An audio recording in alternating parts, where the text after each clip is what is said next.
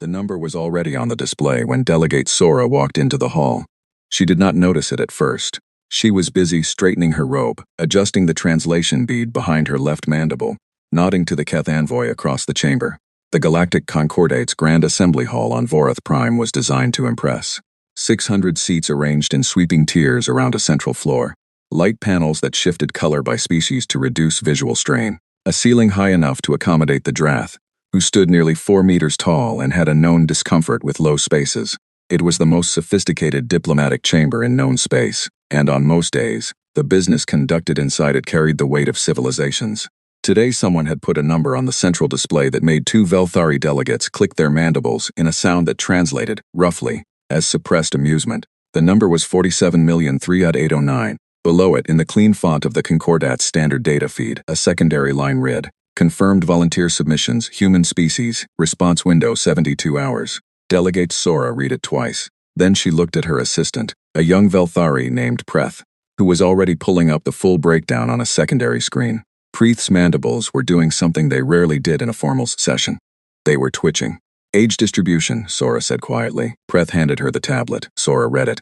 Then she did something she would later deeply regret. She laughed. It was not a cruel laugh. It was the laugh of someone who has just seen something so unexpected that the body produces amusement as a reflex before the brain can apply judgment. But it carried. The translation systems picked it up and rendered it in 63 languages simultaneously, and within 30 seconds, half the chamber was doing the same thing. The average age of the human volunteers was 68.4 years. The youngest confirmed submission was 62. The oldest was 89, a retired shipyard worker from the coast of Maine named Harold Finch, who had listed his current occupation as mostly fishing, and his relevant experience as 41 years welding pressure hulls, 2 tours in the Navy, and a general unwillingness to sit still. He had attached a photograph. He was smiling in it. The Concordat had sent in an emergency call across all member species 3 weeks earlier. The Dominion, a coalition of non-member civilizations operating beyond the galactic rim, had begun pushing hard against the border. Concordat colonies were being blockaded, supply lines were cut. The call asked for volunteer soldiers to supplement the standing fleets. Every species had responded with young fighters in peak physical condition. The Keth had sent 20,000 warriors under the age of 30.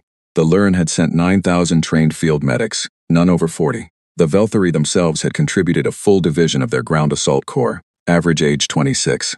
Humanity had sent its grandparents, 47 million of them. The medical files were the part that really got the chamber going.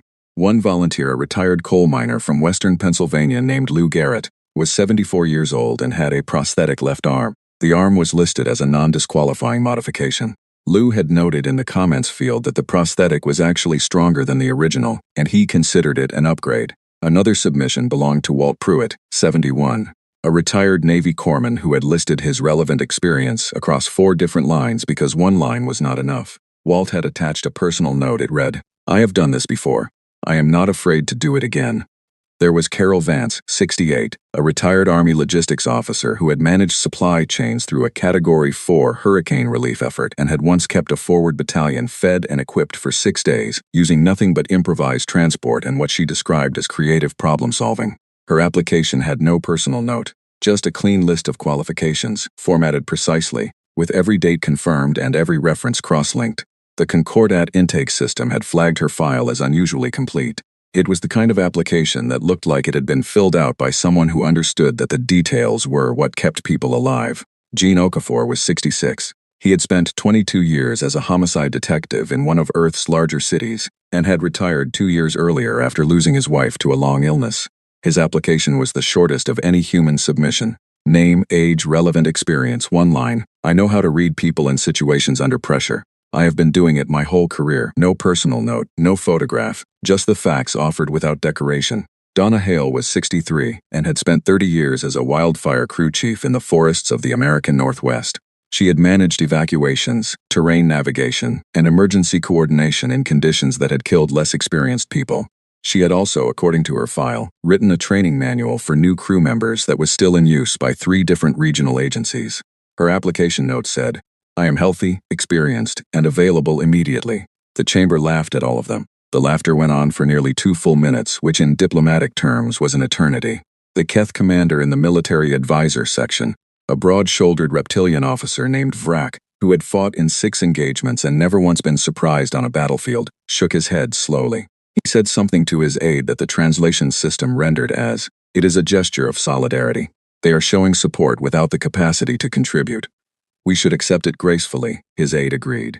Nobody on the floor of the chamber was yet thinking about what 47 million people who had already survived the worst of their lives might look like once they decided to spend what was left. The only person in the room who was not laughing was a young human diplomat named Mira Sultan, 34 years old, who served as the Concordat's human liaison officer. She was sitting in the secondary delegate section, one tier above the main floor, and she was watching the chamber with an expression that was very still and very calm. She had seen the submissions before they went public. She had read the files. She knew who these people were. She had grown up with people exactly like them, in a small town in the Midwest, where the men and women who built things and fixed things and kept the lights on were never the youngest people in the room. When the laughter finally died down, the session chair called for comments. Delegate Sora rose and offered the Velthari position. The human gesture was acknowledged with appreciation, but perhaps a medical review process should be implemented before any human volunteers were formally inducted, given the biological realities of the age group involved. Several other delegates nodded. The Keth Observer section murmured agreement. It was politely done. It was also deeply wrong in a way that nobody in the chamber had the experience to recognize yet. Mira Sultan pressed the request button on her console. The chair recognized her. She stood, straightened her jacket, and walked to the center dais. The chamber was quiet. She looked out at 63 species, most of them still faintly amused, and she said 7 words. "These are not our last resort." She paused for exactly 1 breath. "They are our first choice." The chamber was silent. "There is a difference," she said. "And in approximately 6 weeks, I expect you will understand what that difference is." She returned to her seat. Nobody laughed after that, not because they believed her, not yet, but because something in the steadiness of her voice made the laughter feel, for the first time, slightly premature. Outside the hall, the first transport carrying Lou Garrett, Walt Pruitt, Carol Vance, Jean Okafor, Donna Hale, and approximately 3,000 other human retirees was already en route to Ferreth Station, a deep space logistics hub 4 light-years from the Dominion border. They had been traveling for 11 days.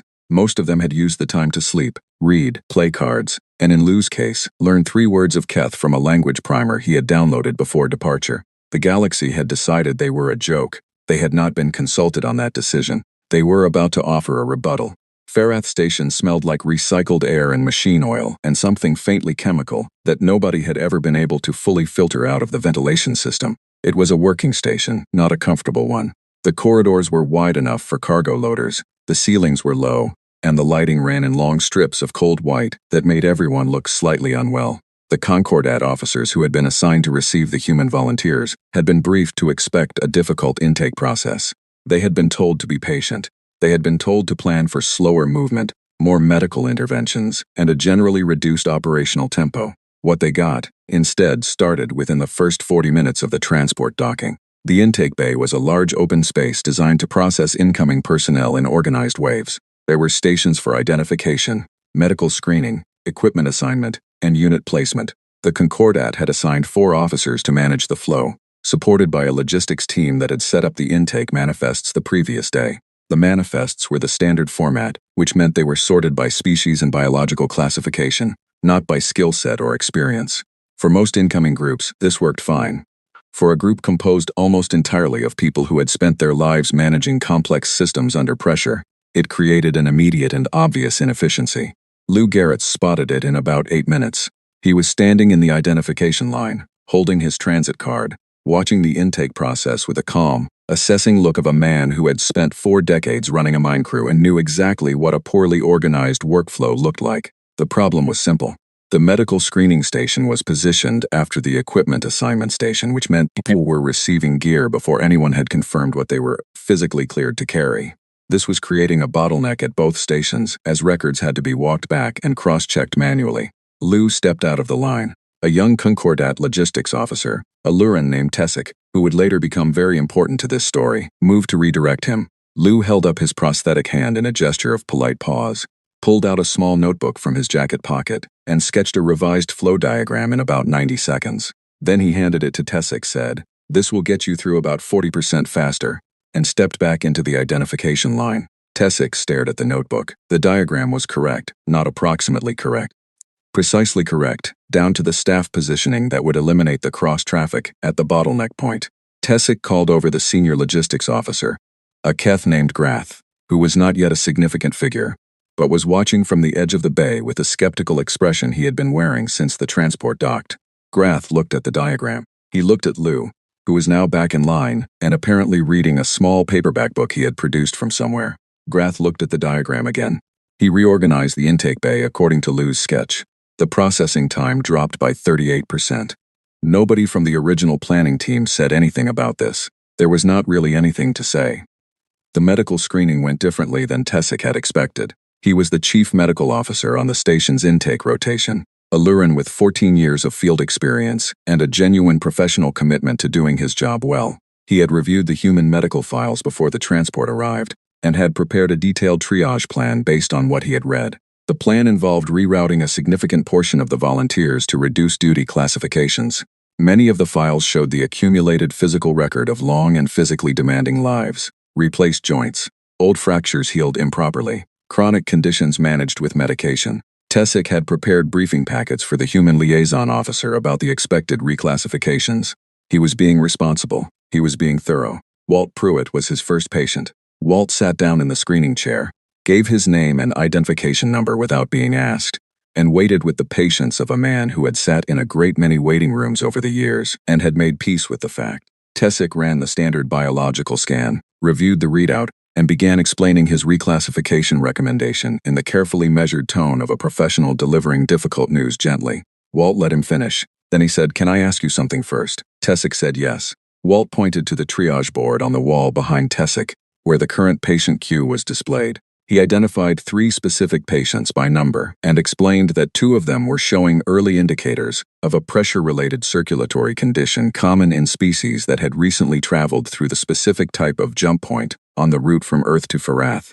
He said the 3rd patient, listed as low priority, was actually showing a pattern in their readout that suggested a developing respiratory issue that would become serious within 48 hours if not addressed. He said this quietly, without drama, in the tone of someone sharing a professional observation. Tessick checked the readouts for all 3 patients. Walt was right on all 3 counts. The 3rd patient, reclassified to high priority, was put on a treatment protocol within the hour. Tessick later confirmed that without intervention, the respiratory situation would have become critical within 2 days. Tessick did not deliver the reclassification briefing to the human liaison officer. He tore up the packets.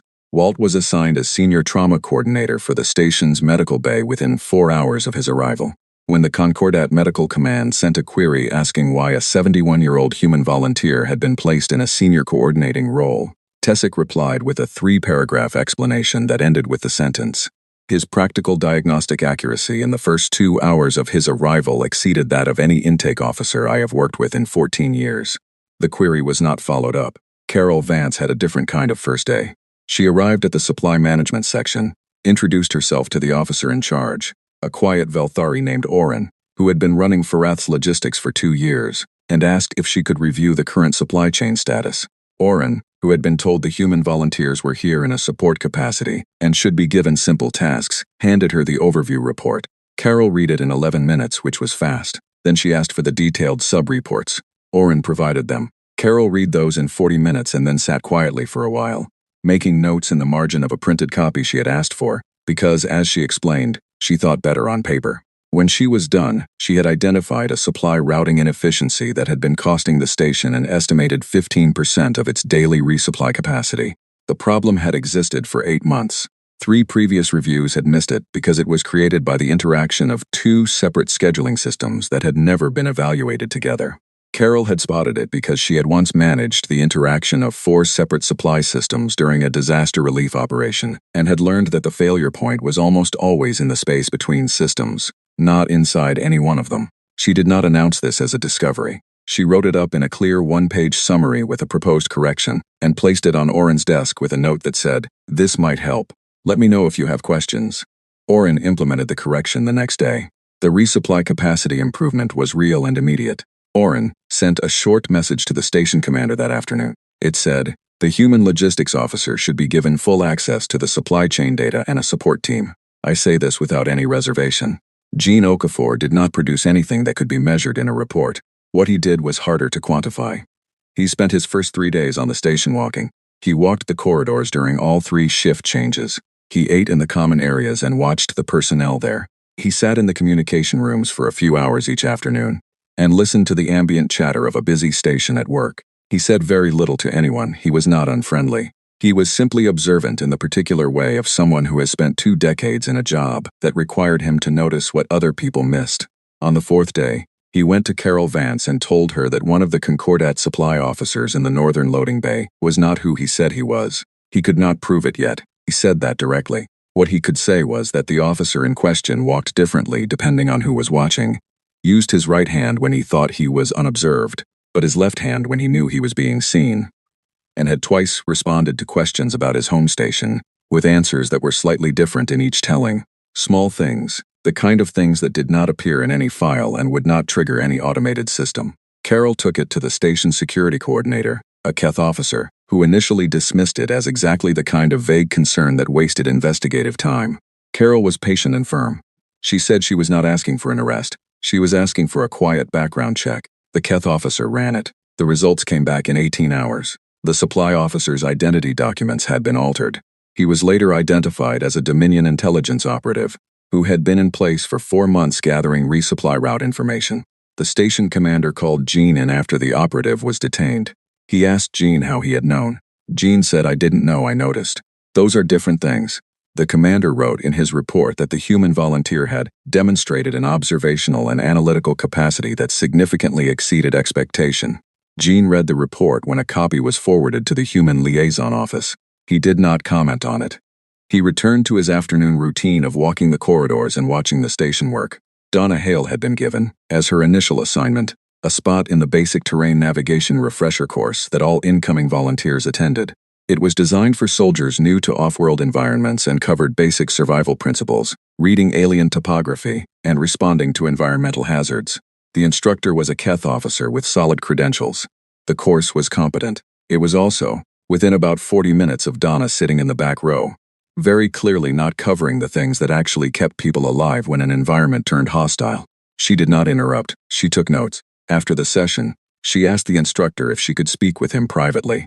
She spent 20 minutes explaining 3 specific scenarios in which the course's recommended procedures would produce predictable failures based on terrain dynamics she had learned managing wildfires in complex mountain geography. She had examples. She had the reasoning behind each one. She was not condescending. She was precise. The instructor was quiet for a while after she finished. Then he asked her if she would be willing to run a supplemental session for the incoming units. She said yes. Then he asked if she had any written materials. She said she had notes. He said he would arrange for them to be formatted. She said she would need to add a section on reading alien terrain specifically, and she would need some time with the station's geological data for the engagement zones. He provided it. The supplemental session ran 2 weeks later.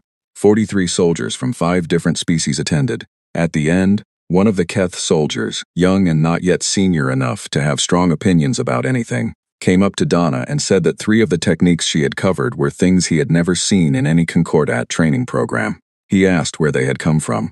She said, 30 years of watching what went wrong and making sure it didn't go wrong again. He wrote them down. The Concordat command staff held their first formal review of the human volunteer integrations at the end of the 3rd week. The session was led by a senior Velthari strategist named Voreth, who had a reputation for blunt assessments and no patience for reports that buried the important thing in the middle. The officers who presented at the review had expected to spend most of the session discussing the challenges of integrating older volunteers into an active military station. Instead, what the reports described was something considerably different. Voreth listened to all of it without interrupting. When the last officer finished, she was quiet for a moment. Then she said, "What I am hearing is that they arrived here having already done the hard version of everything we are doing. Is that a fair summary?" Nobody disagreed. Voreth wrote her assessment that evening. It was 3 paragraphs. The last paragraph read, "These volunteers are not what the assembly anticipated. They are not symbolic. They are not a liability. They are individuals who have operated under sustained pressure for decades and have developed a form of practical competence that our standard evaluation frameworks are not designed to capture. They do not panic. In my observation, the ability to not panic is worth more, in operational terms, than almost any other measurable quality. I recommend full integration." The recommendation was filed. It was approved without debate. In the medical bay that same evening, Walt Pruitt was finishing a 12-hour shift. Tessick was at the adjacent station, entering the day's patient records. They had worked together for 3 weeks now, and they had developed the quiet efficiency of two professionals who have learned to anticipate each other. Tessick looked up from his screen and said, "Can I ask you something?" Walt said yes. "Why did you come here?" Tessick asked. "You did not have to. You could have stayed where you were." Walt thought about this for a moment. He had thought about it before. He had thought about it the morning he signed the application, sitting at his kitchen table in the early light with the form on the screen, and a cup of coffee going cold beside him. He had thought about the answer for a while, and then he had just hit submit, because thinking about it further was not going to produce a better answer than the one he already had. "Because I know how to do something that helps people stay alive," Walt said. "And there are people out there who need that. The math is simple." Tessick nodded slowly. He entered the last patient record and closed his screen. "Your species is unusual," he said. Walt picked up his jacket and smiled, just slightly. "We get that a lot," he said. The battle plan for the relief of Charavel had been drawn up by Concordat High Command over the course of 11 days and involved 3 Keth assault companies, 2 Lurin support units, and a rear area logistics and medical corps that included most of the human retiree volunteers from Ferreth Station. The plan was solid. The orbital bombardment timing was well coordinated. The landing zones had been selected using current intelligence. The command structure was clear. The plan began to fail 4 minutes after the first dropships entered the atmosphere. The Dominion had deployed a sensor disruption field over the primary landing zone. It was not a new technology. It was an older system, one the Concordat had faced before.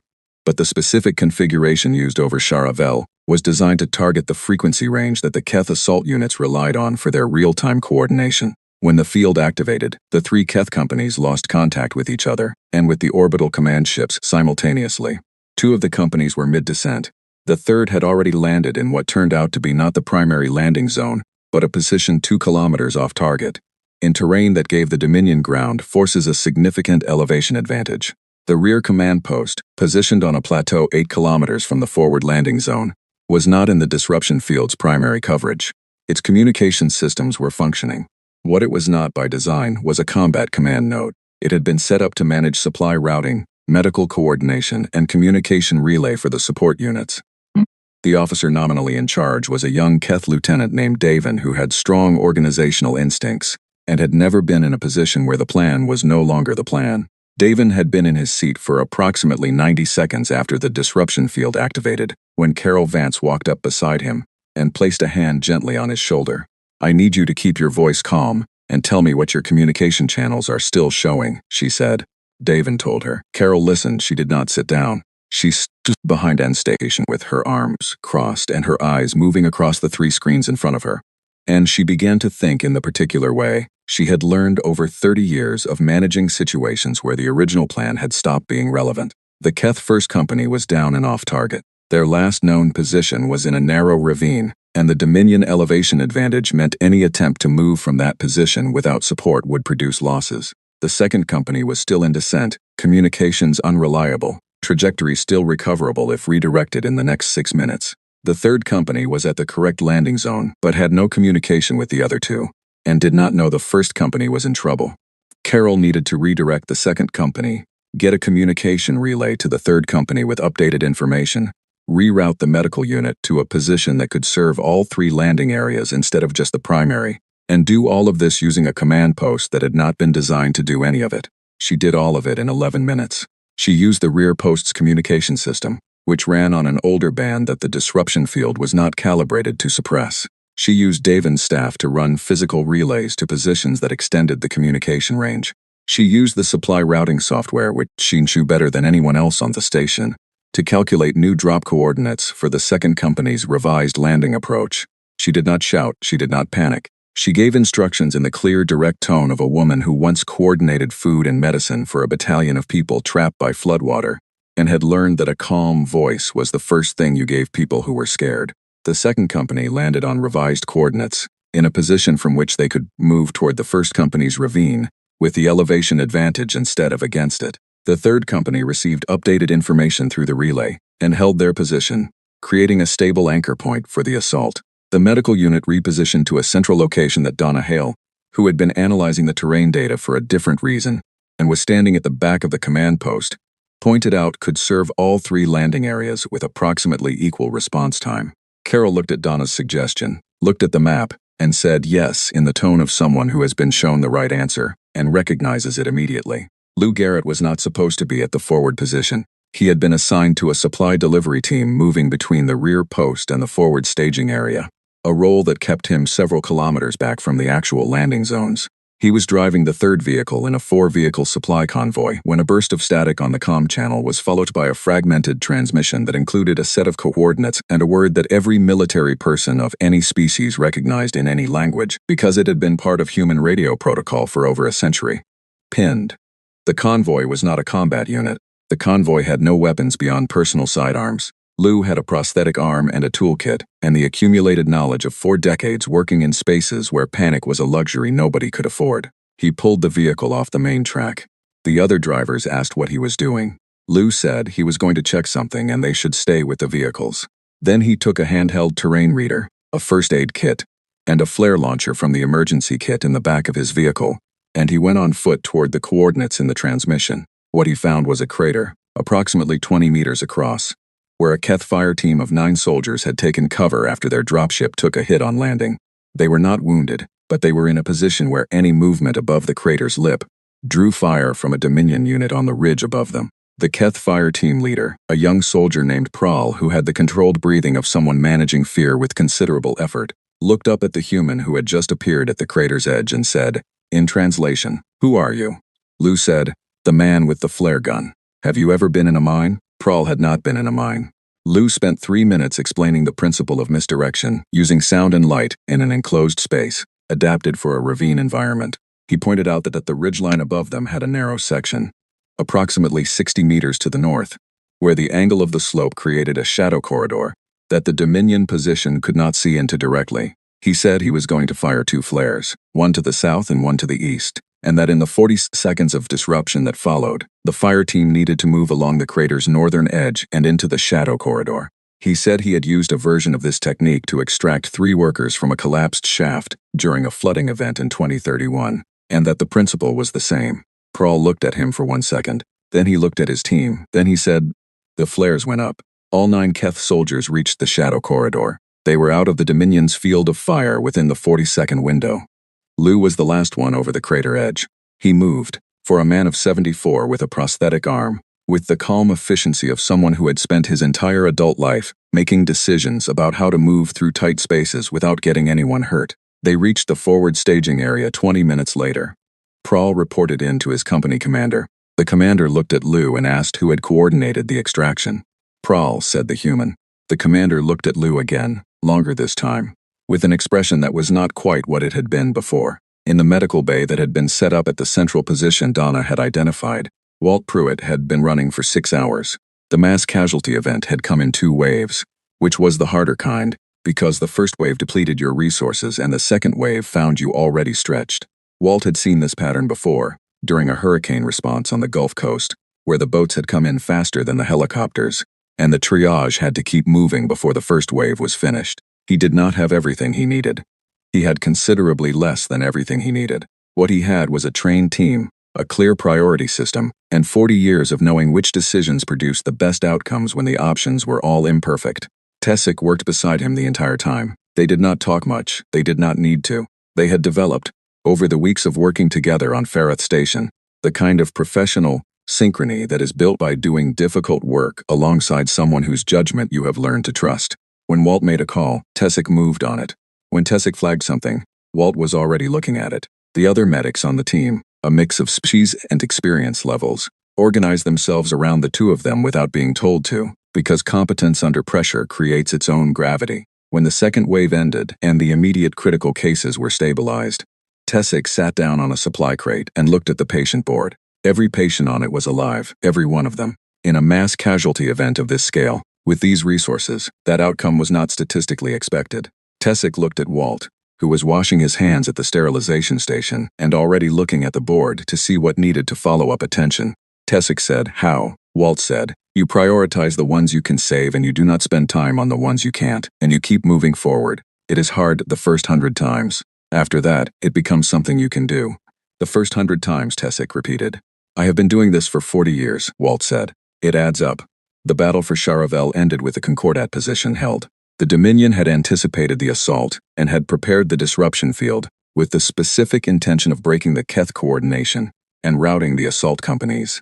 The plan had worked exactly as designed, except for the fact that the rear command post had not broken. The Keth companies had been saved not by a countermaneuver from high command, but by a 68-year-old logistics officer who had reorganized a crisis from a support post, using a communication band too old to jam and knowledge too practical to teach in a classroom. In his after-action report, Keth Commander Vrak wrote the citation for the Human Logistics Unit himself.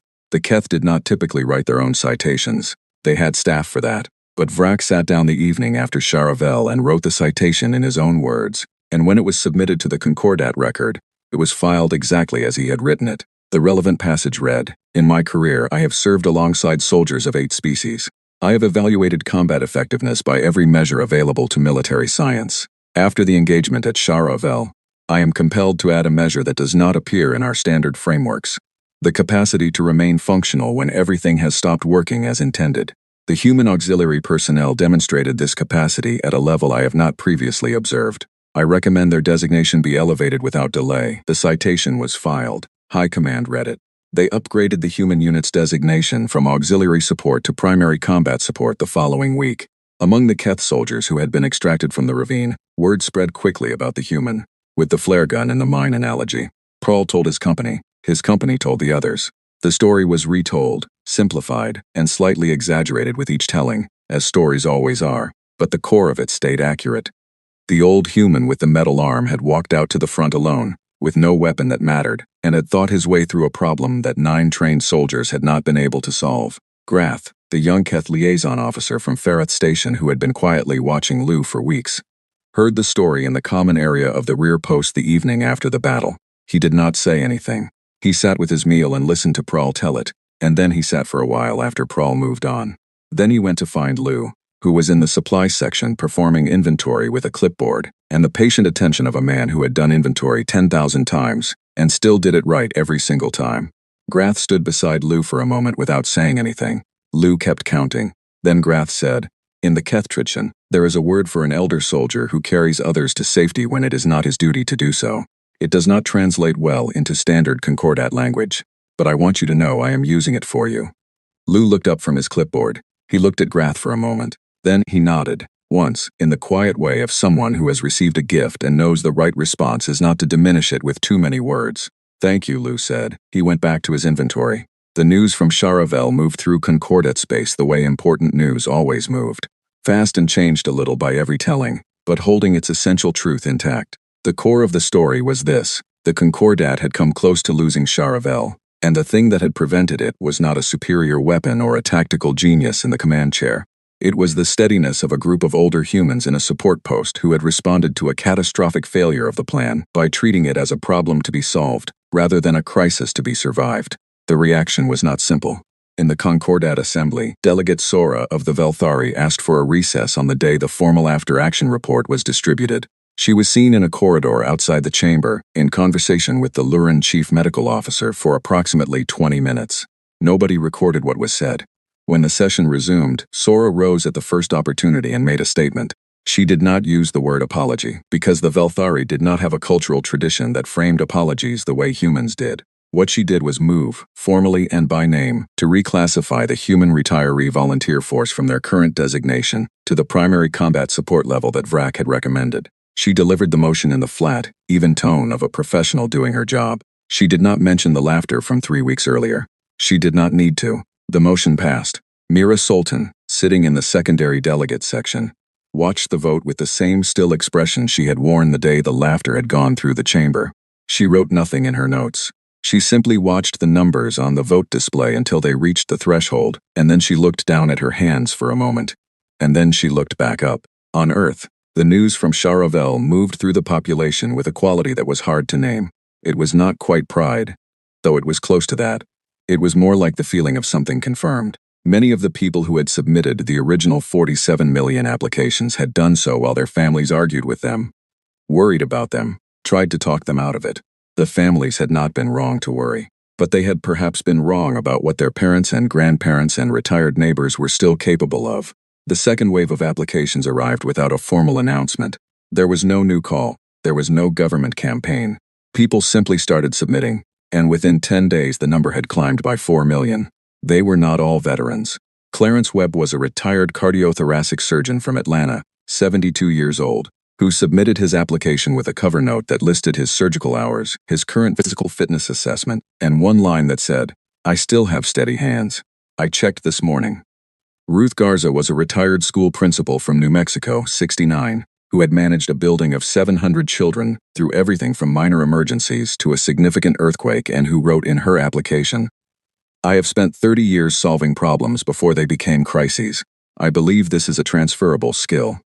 High Command on Ferath Station received the second wave list and forwarded it to Carol Vance, who had by this point become the de facto coordinator of human volunteer integration. She read through the new submissions with the focused attention she gave to every document that required a decision, and then she organized them into functional categories with the efficiency of someone who has long since learned that the first step in managing any large group of people is knowing what each of them is actually good at. Clarence Webb was assigned to the surgical team. His first day in the operating bay, the Lurin surgeon he was working alongside tried to brief him on the station's surgical protocols. Clarence listened politely, and then asked 3 questions that identified 2 areas where the protocols were producing longer than necessary recovery times for a specific type of injury common in Concordat soldiers. The Lurin surgeon checked the data. Clarence was right on both counts. The protocols were revised. The recovery time improvement was documented. Clarence went back to work. Ruth Garza was assigned to the Unit Coordination Office, a role that involved managing the administrative flow between 15 different subunits with incompatible filing systems, communication habits, and cultural expectations about how requests were supposed to be phrased. She had it organized within a week. When asked how, she said, "Middle school. It is essentially the same problem." The relationship between the human volunteers and the Keth soldiers had been shifting since Charavel, and the shift was most visible in the small things.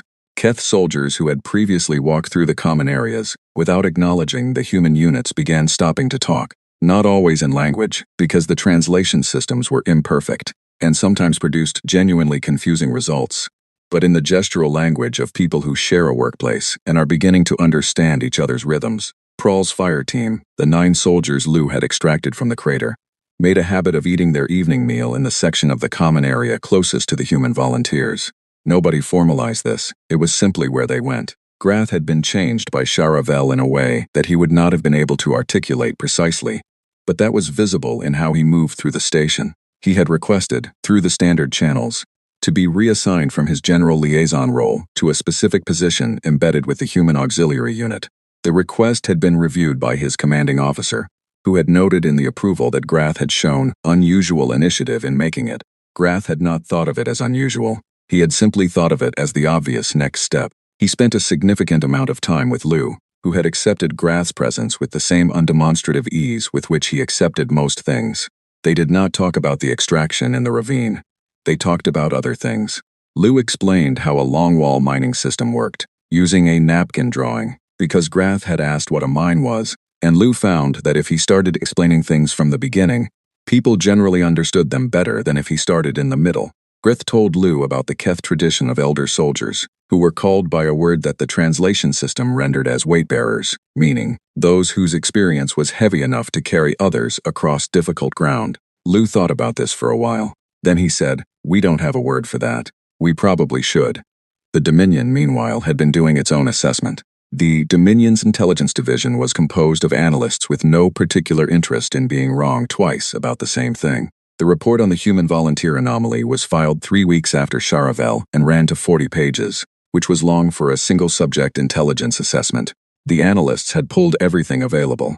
The intake records from Ferath Station, the action reports from Charavel, the communication intercepts from the command post during the battle, the medical records that had been declassified for interagency sharing, and the second-hand accounts from the detained Dominion operative who had been identified and removed from Ferath Station by Jean Okafor's observation. The report's central finding was framed carefully, because the analysts understood that their leadership found unexpected conclusions inconvenient. The finding was this: the human volunteer force posed a tactical risk not because of physical capability, which was assessed as below standard by all conventional measures, but because of what the report called post-threshold psychology. This was the analyst term for the mental state of individuals who had already experienced the worst anticipated outcomes of their lives and emerged from those experiences still functioning. The report argued that such individuals operated without the fear-based hesitation that governed the decision-making of younger, less experienced soldiers. This hesitation, the report noted, was the primary target of the Dominion's standard disruption tactics, which were designed to create enough uncertainty and fear to collapse an opponent's coordination. Against soldiers who were no longer afraid in the ways those tactics assumed, the disruption approach was substantially less effective. The report recommended that Dominion field commanders avoid direct engagement with human retiree units wherever possible. The recommendation was forwarded to the relevant command sections. It was not acted on. The field commanders who received it had built their careers on a specific understanding of how battles were won, and a 40-page report from analysts who had never commanded a field unit was not going to revise their intuitions about what constituted a real threat. They would have an opportunity to update that view. Carol Vance was offered a promotion 3 weeks after Charavel. The offer came directly from Concordat High Command and included a staff position at the strategic planning level, which was not a post that had ever been offered to a human before. It was a significant elevation. The communication that conveyed the offer also, somewhat presumptuously, included a draft reassignment order that would separate her from the unit she had been coordinating. Carol sent back an acceptance with one modification. She would take the position. Her unit stayed together. She did not explain her reasoning. She did not need to.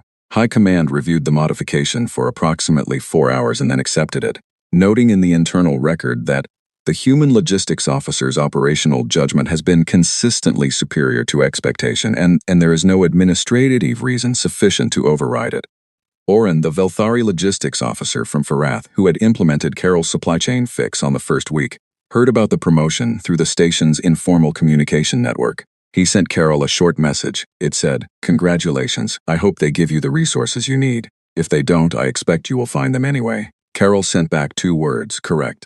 Thanks." Donna Hale's field adaptation manual had taken on a life of its own.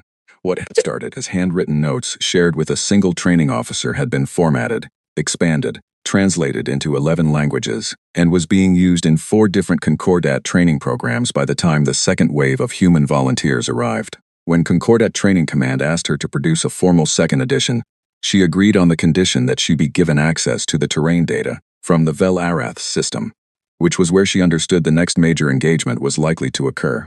Training Command agreed. She spent 2 weeks with the geological and atmospheric data, added a 12-page section on the specific environmental challenges of that system, and submitted the revised manual on a Tuesday afternoon with the same practical directness she brought to everything. The manual's epigraph had been added by her on the last revision. It read, "The land is not your enemy. Inattention is."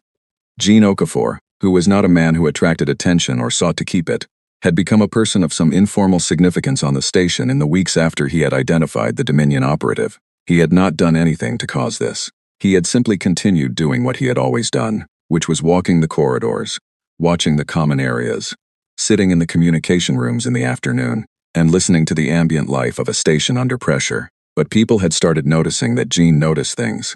A Keth security officer had begun stopping him in the corridors to ask what he had observed. 2 Velthari intelligence staff had requested informal conversations about his methodology. Gene had been patient with all of it, and had explained as clearly as he could that the methodology was not a system. It was the accumulated habit of paying attention to people for 22 years, in a job where the difference between a right reading and a wrong one had consequences. He had also, quietly and without fanfare, begun running an informal observation training session twice a week for any station personnel who wanted to attend.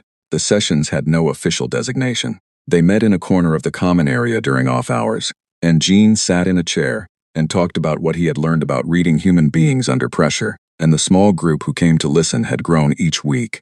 By the 4th session, there were soldiers from 6 different species sitting in the available chairs and on the floor, learning how to watch a room the way a retired homicide detective watched a room. One evening after a session, Grath sat down next to Gene and said, "You could have been a soldier." Gene shook his head. "I was," he said, "just in a different kind of war." Grath thought about that for a long time afterward. The assessment from Concordat High Command, delivered 8 weeks after the human volunteers' arrival, described the integration as operationally transformative and recommended permanent incorporation of the human auxiliary unit into the Concordat standing combat support structure. The vote in the assembly was 91-7 in favor. The 7 dissenting votes were all from species whose representatives had not yet visited Ferath Station, or spoken directly with anyone who had. Mira Sultan, reading the result from her office, allowed herself a small and private moment of satisfaction. Then she opened the next report in her queue, because there was a great deal of work still to do, and she had learned, from watching the people Chisha represented, that the right response to a problem solved was to find the next one. Outside in the corridor 2 floors down, Lou Garrett was returning from a supply run. He had a clipboard in one hand and a cup of tea in the other. He passed Grath in the hallway. Grath nodded. Lou nodded back. They kept walking in their separate directions, both of them already thinking about the next thing. The briefing room on Ferath Station's command level could hold 40 people if they were willing to sit close. On the morning Carol Vance presented the Velereth operational plan, there were 61 people in it. Some were standing along the walls. The Keth officers near the back had adjusted their posture to make space for a pair of Lurin coordinators who had arrived late. Nobody had left. Nobody had suggested moving to a larger room. The plan Carol was presenting had been constructed over 3 weeks of analysis that most of them already knew was the most thorough strategic work the station had produced in 2 years, and the word had spread before the briefing even began. The central display showed the Velarath system, a colony world, one of the first human settlements in the outer sectors, had been under Dominion blockade for 4 months. The colonists were not under direct attack. They were simply being starved of supplies, slowly and deliberately, in the way that a patient enemy applies pressure when it believes time is on its side. The Concordat had attempted 2 relief runs. Both had been turned back by the Dominion blockade fleet without a direct engagement, because the Dominion's positioning gave them the firing angle, and the blockade had been set up with a specific geometry that made a direct assault unacceptably costly. Carol had found the gap. It had taken her 3 weeks of reading the blockade data, the sensor logs, the scheduling records from the Dominion supply runs, and the technical specifications of the sensor network the Dominion was using to maintain the blockade. The gap was this: the Dominion blockade used a rotating sensor net that overlapped in a specific pattern to ensure continuous coverage. That pattern had a flaw. Every 72 hours, when the 2 primary sensor arrays completed their rotation cycle simultaneously, there was an 11-minute window in which the overlap was insufficient. During that window, a convoy approaching from a specific vector, a vector that was oblique to the standard relief approach and required a longer travel arc, would be below the sensor threshold. The flaw had been created by a software update to one of the arrays 6 weeks earlier. The update had been intended to improve energy efficiency. It had introduced a timing offset that nobody in the Dominion's technical review had caught, because the 2 arrays were managed by separate administrative units, and the combined effect of the timing change had not been evaluated at the system level. Carol had found it because she had evaluated it at the system level, because she had learned, over 30 years of managing complex supply chains, that the failure point was almost always in the space between systems, not inside any one of them. When she finished presenting the plan, the room was quiet for a moment. Then Commander Vrak, who was standing against the left wall with his arms crossed, said, "How did you find this?" Carol said, "I read the data until it told me something." Vrak nodded slowly. "How long will the window hold?" "Until they run another software review or someone notices the offset," Carol said. "Could be days. Could be longer. We move soon." Vrak looked at the display. He looked at the approach vector. He looked at the timing. He said, "This will work." That was the whole of his endorsement. For Vrak, it was equivalent to a standing ovation. The operation was designated Relief Corridor 7. The force assembled for it included 4 Concordat support ships, 2 Keth escort frigates, and a medical vessel that Walt Pruitt was already aboard, because Walt had been living on the medical vessel for 3 days before the operation launched, setting up the trauma protocol that his team was going to use and running his mixed-species medic crew through every scenario he could construct. The mixed crew was the thing that had surprised people. Walt's trauma team for the operation included 8 Lurin medics, 3 Keth field surgeons, 2 human nurses from the 2nd volunteer wave, and 1 Velthari specialist named Terran, who had requested the assignment specifically because she had attended 3 of Walt's training sessions on Ferath and had decided, with the methodical determination her species was known for, that she wanted to know everything Walt knew. They ran 6 drills in 3 days. By the 3rd drill, they were moving like a unit. By the 6th, Walt had stopped calling out instructions because the team had internalized the sequence. During the last drill, Tessic, who had come aboard as a consultant because the operation was significant enough to warrant it, watched from the back of the bay without saying anything until it was over. Then he said, "This is the best trauma team I have seen assembled in 14 years of field medicine." Walt said they learned fast. Tessic said, "They had a good teacher." Walt was quiet for a moment. I have had good teachers too, he said. They just don't know they taught me anything. The ground component of the operation required someone to move through the colonist shelter network beneath Velarath's surface and guide the civilian population to the extraction corridors. The shelter network had been constructed when the colony was established, 20 years earlier, as a standard emergency infrastructure. It was old now, imperfectly maintained. Sections of it had been compromised by the seismic activity that Velarath's geological survey rated as moderate and ongoing. Some tunnels were flooded, some had partial collapses. The route through the network to the extraction corridors required navigating approximately 3 kilometers of underground passages in conditions that were, depending on the section, between moderately difficult and genuinely dangerous. The planning team had spent a day and a half trying to figure out who to assign to the tunnel navigation team. They needed someone with specific experience in underground movement, structural assessment of compromised spaces, and the calm to manage a large group of frightened civilians in a confined environment. They needed someone who would not freeze when a passage turned out to be worse than expected, and who had the practical knowledge to find an alternative route when the primary one was no longer viable. The planning team had gone through 17 names before someone said, Lou Garrett. Lou was told about the assignment by Carol, who sat down across from him in the supply section and explained it plainly. She told him what the network looked like, what the conditions were likely to be, and what the mission required. She asked if he was willing. Lou listened to all of it, asked 2 questions about the geological survey data, and 1 question about the communication equipment they could bring underground, and then said yes. Grath had already volunteered before anyone asked him. He had gone to Carol's office the morning after the tunnel assignment was discussed and said he wanted to be on Lou's team. Carol had looked at him for a moment with the expression of someone evaluating a piece of information that already confirms something they suspected. She said yes. The team that went into the tunnels was Lou, Grath, 2 Keth soldiers from Prahl's fire team, and Ruth Garza, the retired school principal from New Mexico, who had been assigned to the operations civilian coordination role because her application note had been right. Managing large groups of frightened people in confined and difficult circumstances was, in fact, a transferable skill. They entered the tunnel network at 0340 station time, 3 hours before the 11-minute window in the sensor net was scheduled to open. The first kilometer was passable, the second was not. A section that the survey data had marked as structurally sound had been further compromised by a seismic event in the previous 2 weeks, and the passage was partially blocked by a fall of stone and structural material from the ceiling. Lou examined it for 4 minutes with a handheld light and the focused attention of a man who had spent his career reading what rock was about to do. Then he said it could be cleared and explained exactly how to do it without triggering a secondary fall. Grath and the 2 Keth soldiers cleared it in 31 minutes. Lou directed every move of it from a position where he could see the stress points in the remaining ceiling structure. The colonists were in the shelter chambers 300 meters past the collapse point. There were 341 of them. Most were elderly. A significant number were children.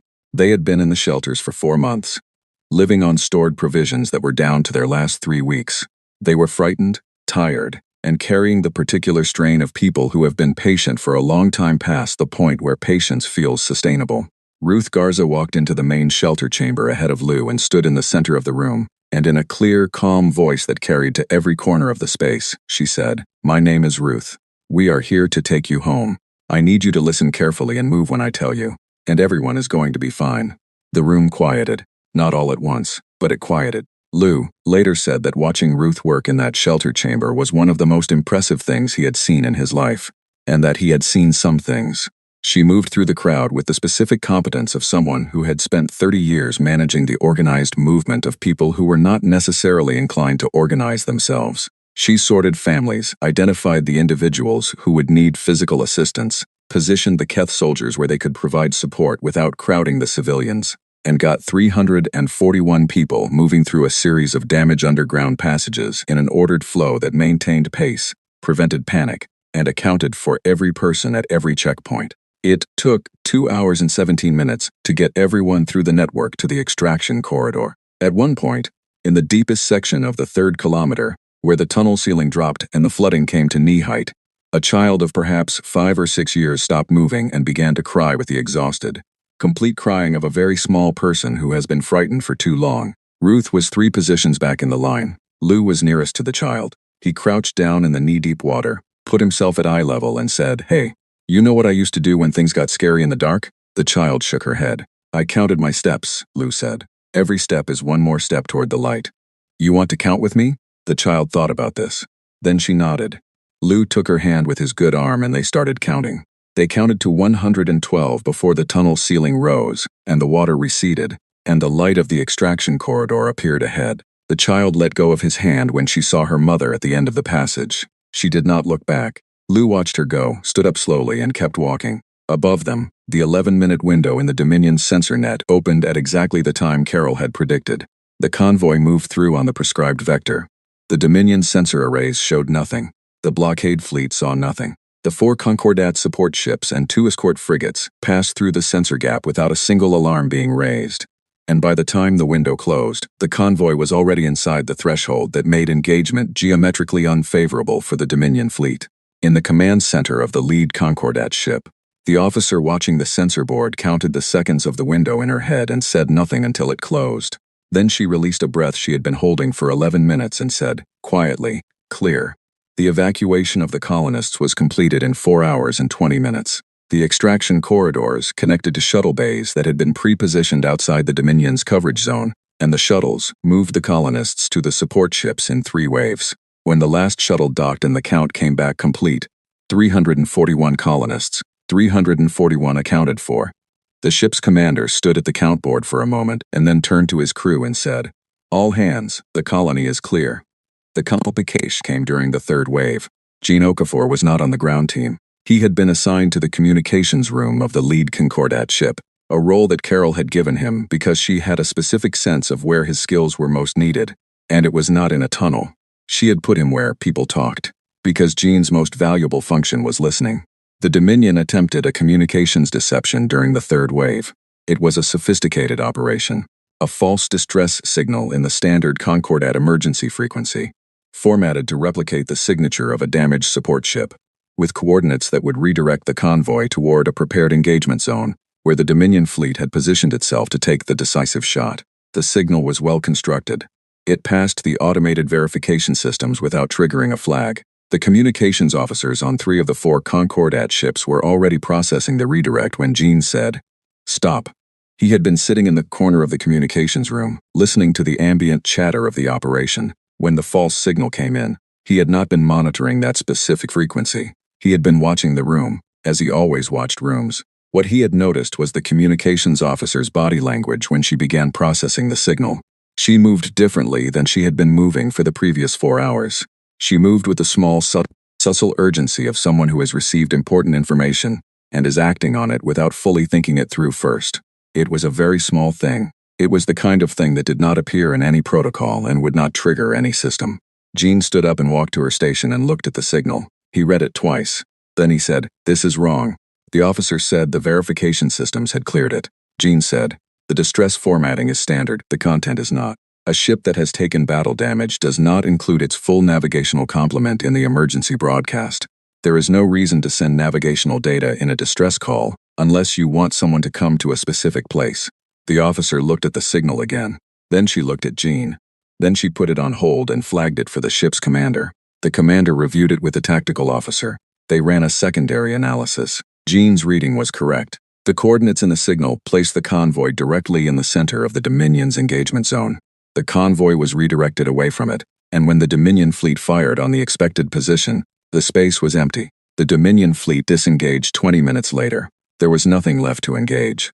In the after-action report, Jean's identification of the false signal received 3 paragraphs of formal commendation. When asked by the ship's commander how he had spotted it, Jean gave his answer in the same words he had used before, on Farath Station, the day he had identified the operative. The message was too clean. Real distress is never that clean. I have taken enough emergency calls to know the difference. The relief of El Arath was complete. The Concordat's operational analysis of Relief Corridor 7 was circulated to all command levels the following week. The summary was 14 pages.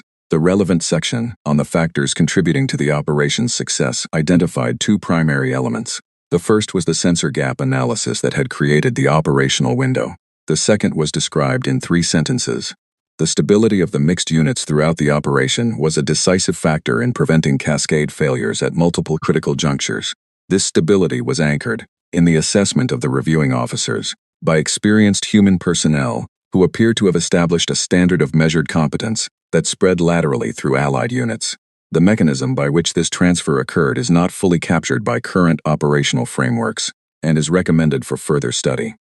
In the Concordat Assembly, the session that reviewed the Velarath operation was the first one in the 12 weeks since the initial volunteer submission that did not include any laughter. Delegate Sora spoke twice, both times to move motions that benefited the human auxiliary unit's permanent integration. She was efficient about it. She did not make speeches. She moved her motions, they were voted on, and they passed.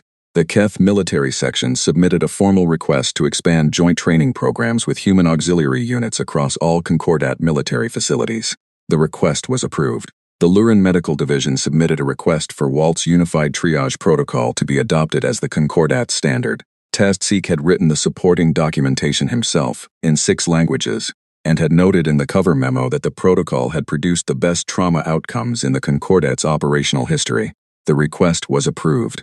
The Training Division submitted a request to distribute Donna Hale's Field Adaptation Manual to all Concordat junior officers. This request was also approved and Donna was notified. She was at the time in the middle of writing the 3rd edition. The Dominion's Intelligence Division updated their assessment of the human volunteer force. The new conclusion was 2 sentences. The first read, "The tactical risk posed by this population group was underestimated in all prior assessments." The second read, "We recommend this error not be repeated." In a small room on Ferreth Station, 3 weeks after Velarath, Lou Garrett sat at a table with a letter in front of him. It had come through the interstation communications system that morning. It was from his grandson, Danny, who served as a gunner on a Concordat frigate that had been part of the escort element for Relief Corridor 7. Danny had not known his grandfather was part of the operation until after it was over. He had found out the way soldiers found things out, which was through a chain of conversations that eventually led to the right person who had been in the right place. The letter was short, because Danny was not a man who used more words than necessary, which Lou had always considered a quality worth having. It said, "Granddad, I heard. I am glad you are here. I am going to need you to be careful, because I do not know what I would do without you to go home to. But I also know you, so I will just say thank you, for being here, for being you, for doing what you do." Lou read it twice. Then he folded it carefully and put it in the inside pocket of his jacket. He sat for a moment in the quiet of the room. Outside in the corridor, he could hear the normal sounds of the station at work. Someone's boots on the metal floor, a technical announcement in 3 languages, the distant low tone of the ventilation system, the ordinary, unglamorous sound of a place where people were doing the difficult work of keeping things running. Lou put his hand on the table, the prosthetic hand, the one that had, in the course of the previous weeks, helped fix a comm unit, draw a sketch that improved a supply chain, and count steps with a frightened child in a flooded tunnel. He sat for one more moment. Then he stood up, picked up his clipboard, and went back to work. Walt Pruitt stayed at Ferreth Station for 6 more months after Velarath. The official reason was consultation work on the trauma protocol rollout. The real reason, which he did not articulate to anyone but which Tessic understood without being told, was that there were still people who needed what he knew, and the calculation was the same one he had always made. The math was simple. During those 6 months, he trained 417 medics from 11 species in the Unified Triage Protocol. He ran the training the same way he ran the emergency rooms he had worked in back home, with patience, with precision, and with the steady insistence that every detail mattered, because the details were what kept people alive. Taryn, the Velthari specialist who had attended his training sessions, became his most skilled student. On Walt's last day at the station, she came to find him in the medical bay and said, "What you have given us will keep working after you are gone." Walt said, "That's the point." He went home. He was not celebrated when he arrived. He had not asked for celebration. He went back to his house, made coffee, sat at the kitchen table in the early morning light, and looked out the window at the ordinary world outside. He was fine. Carol Vance remained at Concordat High Command for 3 years. In that time, the supply efficiency improvements she introduced to the Concordat's logistics network produced a measurable reduction in operational costs that was cited in the annual strategic review as one of the most significant infrastructure contributions in the organization's recent history. When she eventually stepped back from the role, the transition plan she had written for her successor was the most detailed document the Strategic Planning Division had ever received. They used it as the template for all future transitions. Donna Hale kept updating the manual. The 4th edition added a section on zero-gravity terrain navigations that she had developed in consultation with 3 Keth engineers and a Lurin physicist. The 5th edition incorporated feedback from junior officers across 16 different species who had used the manual in the field and had sent her their notes. She read every note. She incorporated the ones that were right. She replied to all of them. Gene Okafor went home to Michigan. He bought the fishing cabin he had been thinking about. He fished. He kept mostly to himself. In the way of someone who has spent enough years being around people and has earned the right to a stretch of quiet, he sent short messages occasionally, one to Carol, one to Mira Sultan, one, unexpectedly, to Grath, who by that point was stationed at a joint training facility, and who replied with a message that was 3 times as long as the one Gene had sent, which Gene read with something close to amusement and filed away without comment. Grath was the first Keth officer to formally request a permanent joint assignment embedded with a human unit. The request, when it moved through the Concordat's administrative channels, generated a small amount of bureaucratic friction because there was no existing category for it. Grath had known this when he submitted it. He had written a 1-page justification, which was twice the length of most formal requests. That made the case for why the category should be created. The category was created. Grath's request was approved. He was also, by that point, teaching a course to Keth junior officers on working with Allied units. One of the required readings in the course was Donna Hale's field manual. Another was a 3-page document that Grath had written himself, titled, What I Learned on Farratt Station, which described, in plain language, what he had observed about the human volunteer force during the weeks of working alongside them. The document did not use any terminology from the Concordat's official frameworks. It used the language of someone who had watched something and wanted to describe it accurately.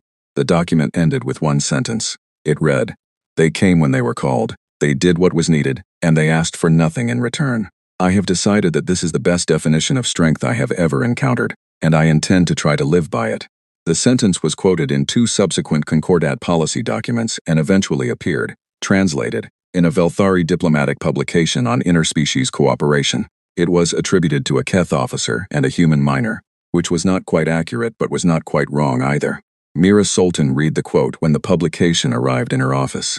She had been promoted 3 times in the 3 years since she had stood at the center days of the Concordat Assembly, and said 7 words. She was good at her job. She had always been good at her job, but she had become something more than that in the time since, because she had spent those years watching 47 million people demonstrate, in the particular and practical ways of people who have nothing left to prove, exactly what it looked like when strength had nothing to do with being new. She had learned from them. She thought she would probably spend the rest of her career trying to explain what she had learned, to one assembly or another, in one language or another.